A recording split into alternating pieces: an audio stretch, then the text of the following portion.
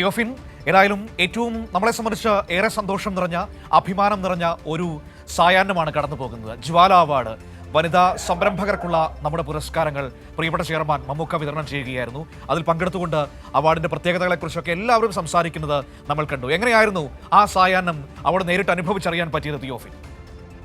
വളരെ സന്തോഷകരമായ ഒരു സായാഹ്നം, അതും നിറഞ്ഞ സദസ്സിൽ ആണ് കൈരളിക്ക് ഏറ്റവും അഭിമാനകരമായ മണിക്കൂറുകൾ കടന്നുപോയത്. ഏറ്റവും പ്രധാനമായി തന്നെ എടുത്തു പറയേണ്ടത് ചെയർമാൻ പറഞ്ഞ ഈ ജ്വാല അവാർഡിനെ കുറിച്ച് അദ്ദേഹം പറഞ്ഞത്, ജ്വാല എന്ന ഈ അവാർഡിന് പേരിടാൻ കാരണമായതിനൊരു ഒരു സാഹചര്യം കൂടി അദ്ദേഹം പറയുന്നു. സ്ത്രീകളാണ് പ്രകാശം പരത്തുന്നത്. ആ പ്രകാശം പരത്തുന്ന ജ്വാലകളായതുകൊണ്ട് തന്നെയാണ് സ്ത്രീകൾക്ക് നൽകുന്ന അവാർഡിന് ജ്വാല പുരസ്കാരം എന്ന് പേരിട്ടത് എന്ന് അദ്ദേഹം എടുത്തു പറയുകയും ചെയ്തു. തന്നെയുമല്ല, പുരുഷന്മാരെക്കാൾ അധികം ഒരുപക്ഷെ വളരെ നിശ്ചയദാർഢ്യത്തോടു കൂടി സ്ത്രീകൾ നടത്തുന്ന സംരംഭങ്ങൾ, അല്ലെങ്കിൽ അത്രയും നിശ്ചയദാർഢ്യത്തോടുകൂടി സ്ത്രീകൾ ഈ സംരംഭങ്ങൾ നടത്തുന്നു. അതുകൊണ്ട് തന്നെയാണ് നമ്മൾ സ്ത്രീകൾക്ക് ഇങ്ങനെ പുരസ്കാരങ്ങൾ സമ്മാനിക്കുന്നത് എന്നുകൂടി പറയുന്നു. കാരണം ഒരുപക്ഷെ മറ്റൊരു പ്രസ്ഥാനവും ഒരു ചാനലോ മറ്റേതെങ്കിലും ഒരു മാധ്യമ സ്ഥാപനമോ ഇങ്ങനെ പുരസ്കാരങ്ങൾ നൽകുന്നില്ല എന്ന് കൂടി നമുക്ക് എടുത്തു പറയേണ്ടതുണ്ട്. എന്തായാലും വളരെ മനോഹരമായ ഒരു സായാഹ്നം, അവിടെ ഒരു നിറഞ്ഞ സദസ്സിനെ സാക്ഷിയാക്കിയാണ് പുരസ്കാരങ്ങൾ സമ്മാനിച്ചത്. മികച്ച നവാഗത സംരംഭകർക്കുള്ള പുരസ്കാരം, കൈരളി ജ്വാല പുരസ്കാരം ഡോക്ടർ ലിനി ബേസിൽ സമ്മാനിച്ചു. ഡോക്ടർ ലിനി ബേസിൽ ഒരു ഉമിനീർ വറ്റുന്ന രോഗാവസ്ഥ നിരവധി രോഗികൾക്കുണ്ട്. അതിന് നേരിടുന്നതിനുള്ള ഒരു ഉൽപ്പന്നം, അത് പേറ്റന്റ് ഉള്ള ഉൽപ്പന്നം, അത് നിർമ്മിച്ചുകൊണ്ടാണ് ഡോക്ടർ ലിനി ബേസിൽ ഒരു ശ്രദ്ധേയമായ രംഗത്തേക്ക് വരുന്നത്. അത് പേറ്റന്റ് ലഭിച്ച ഒരു ഉൽപ്പന്നം കൂടിയാണ്. അതിന്റെ ലോകോത്തരമായ ഒരു കണ്ടുപിടുത്തം, അതിനാണ് ഏറ്റവും നവാഗത സംരംഭകർക്കുള്ള പുരസ്കാരം ഡോക്ടർ ലിനി ബേസിൽ നൽകിയത്. അതോടൊപ്പം തന്നെ യുവ സംരംഭകർക്കുള്ള കൈരളി ജ്വാല പുരസ്കാരം രണ്ടുപേരാണ് പങ്കിട്ടത്.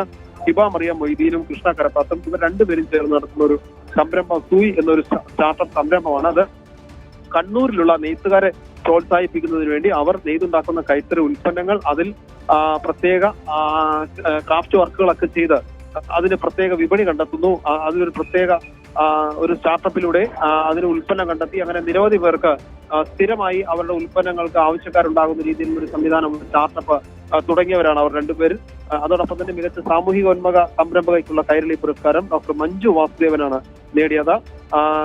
വിദേശ വിദ്യാഭ്യാസമൊക്കെ നേടിയ വ്യക്തിയാണ്. എന്നിട്ട് പോലും അവർ ഈ ആദിവാസി ഉൽപ്പന്നങ്ങൾ, കാട്ടിലൊക്കെ നിന്ന് ലഭിക്കുന്ന ഉൽപ്പന്നങ്ങൾ തിരഞ്ഞെടുത്ത് ആദിവാസി വിഭവങ്ങൾ ഉൽപ്പാദിപ്പിക്കുന്നു. അതിൽ ആദിവാസികളുടെ സഹായത്തോടുകൂടി അത്തരം ഉൽപ്പന്നങ്ങൾ നിർമ്മിക്കുകയും ഈ ഉൽപ്പന്നങ്ങൾക്ക് ലോക വിപണി കണ്ടെത്തുകയും ചെയ്യുന്ന ആളാണ് ഡോക്ടർ മഞ്ജു വാസുദേവൻ. അതിനാണ് മഞ്ജു വാസുദേവന് പുരസ്കാരം സമ്മാനിച്ചത്. ഒപ്പം കൈരളി ചെയർമാന്റെ പ്രത്യേക പുരസ്കാരം ജാസ്മിൻ അജിതയ്ക്കാണ് സമ്മാനിച്ചത്.